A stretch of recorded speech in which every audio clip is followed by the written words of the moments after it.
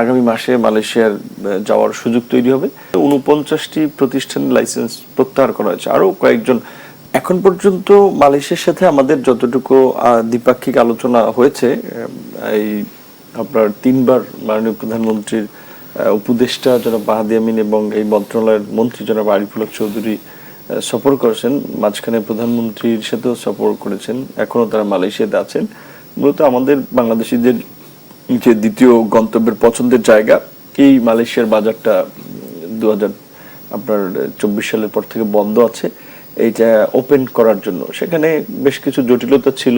আপনি যেটা যেমনটি বলেছিলেন যে বিগত দিনে এখানে একটা নির্দিষ্ট সংখ্যক মানুষ এখানে সিন্ডিকেট করে মানুষের গলা কেটে আসলে কার্যত টাকা নিয়েছিল।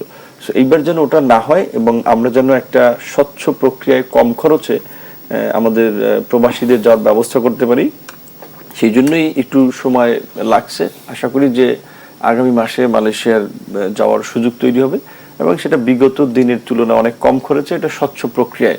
বিগত দিনে যারা সিন্ডিকেটের সাথে জড়িত ছিল এবং তাদের বিরুদ্ধে অর্থ পাচার সহ বিভিন্ন অভিযোগে মামলা হয়েছিল, আদালতে চার্জশিটও বোধহয় গৃহীত হয়েছে।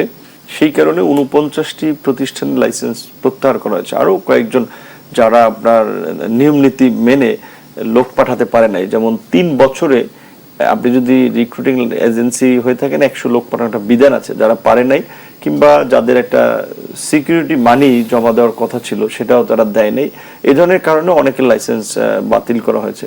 সেই দিক থেকে আপনার এখন বোধহয় আই থিঙ্ক 2800 লাইসেন্সের মতো আছে, যার মধ্যে লোক পাঠানোর ক্ষেত্রে বা নিয়মিত কার্যক্রমে দেখা যায় হয়তো আমার জানা 4 থেকে 500 লাইসেন্স আছে, আর হচ্ছে যে একজনই 3-4টা করে নিয়ে রাখছে। তো এইখানে আমরা একটু কাজ করতে চাই যে যারা কাজ করছে তাদের পারফরমেন্সের ভিত্তিতে একটা গ্রেডিং করতে চাই, কারণ এতগুলো লাইসেন্স যখন একটা এমবেসিকে আমরা সাজেস্ট করি, ও তো অবাক হয়ে যায় এতগুলোর মধ্যে কোনটাকেও গুড বেটার বেস্ট হিসেবে চয়েস করবে। হ্যাঁ বন্ধুরা, বর্তমানে আপনারা যে ভিডিওটি দেখলেন এখান থেকে কিন্তু আমরা বিস্তারিত কথা মালয়েশিয়া সম্পর্কে জানলাম। মূলত আপনারা সবাই চিনেন প্রবাসী কল্যাণ যিনি প্রতিমন্ত্রী আছেন, বৈদেশিক কর্মসংস্থান প্রতিমন্ত্রী আমাদের নুরুল ইসলাম ভাই, মূলত তিনি কিন্তু বিভিন্ন ধরনের গুরুত্বপূর্ণ বিষয় সম্পর্কে আমাদের অবগত করেন মালয়েশিয়া সম্পর্কে।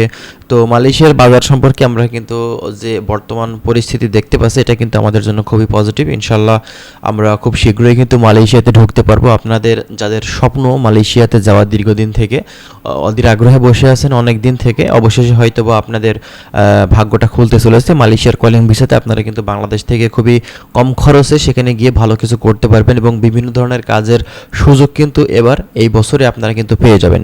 আর যেহেতু এই মাসের আর 2 দিন আছে, তো এক্ষেত্রে এই মাসের ভিতরে তো আর সম্ভব না মালয়েশিয়ার বাজারটা খোলা, অবশ্যই কিন্তু এটা নেক্সট মাসের প্রথম সপ্তাহে হয়তো আমরা দেখতে পারবো ভালো কিছু তথ্য বা ভালো কিছু নিউজ, বা মালয়েশিয়ার কলিং ভিসার যে ওপেন করার ব্যাপারটা এটা কিন্তু ওপেন হয়ে যাবে। তো যাই হোক, আমরা আরও বিস্তারিত তথ্য আপনাদেরকে দেবো, তার জন্য অবশ্যই আপনারা আমাদের চ্যানেলের সঙ্গেই থাকবেন। আমরা চেষ্টা করছি বিভিন্ন ধরনের গুরুত্বপূর্ণ আপডেট ইনফরমেশনগুলো আপনাদেরকে দেওয়ার। ভালো থাকবেন, আল্লাহ হাফেজ।